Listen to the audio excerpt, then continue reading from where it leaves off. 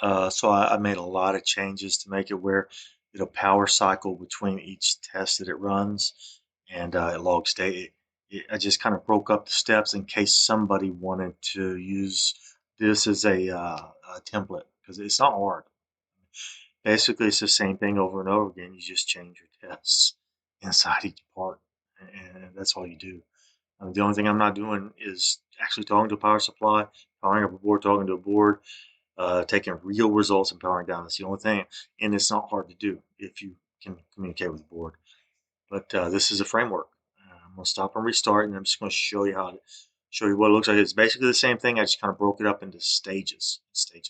So stop and restart. I'll show it to you. So this is the one. I haven't touched this one again. This is where it does individual test selections. This is the one where it's fully automated. What I did was this is where I clear all the LEDs because I put LEDs on the front to tell you when it's powered on and all where it goes through each step.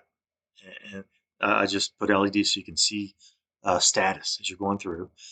This is where it powers on the module. And it's not really talking anything, but it's supposed to be.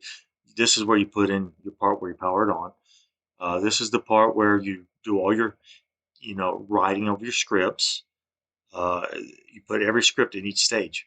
So this would be a stage, test 1, test 2, test 3, test 4, test 5. Um, Now, what's going to happen is I'm going to stop and restart in a second. It's only going to do one test at a time as it goes through this. Stop and restart. So it'll power on. It'll go through test 1 first, and then it'll go to the next stage, and it'll right, and then it'll power off, then it'll power on, then it'll do test 2, and it goes all the way up to test 5.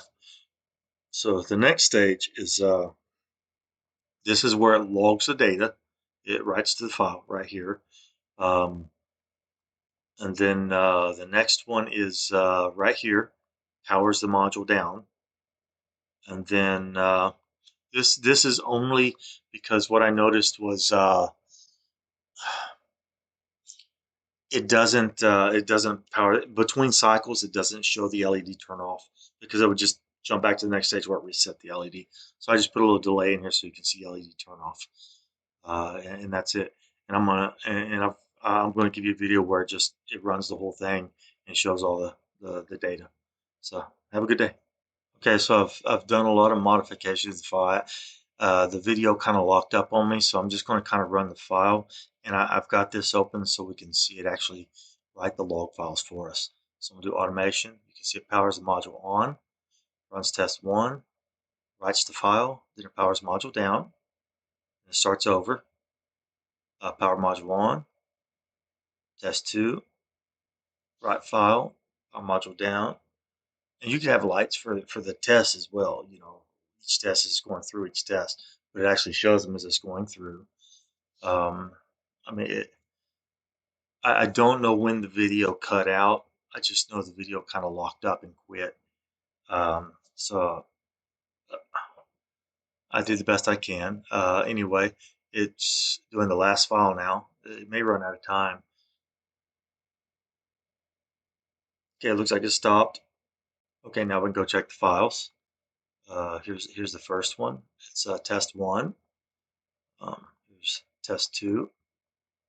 Here's test 3. Here's test 4. And here's test 5.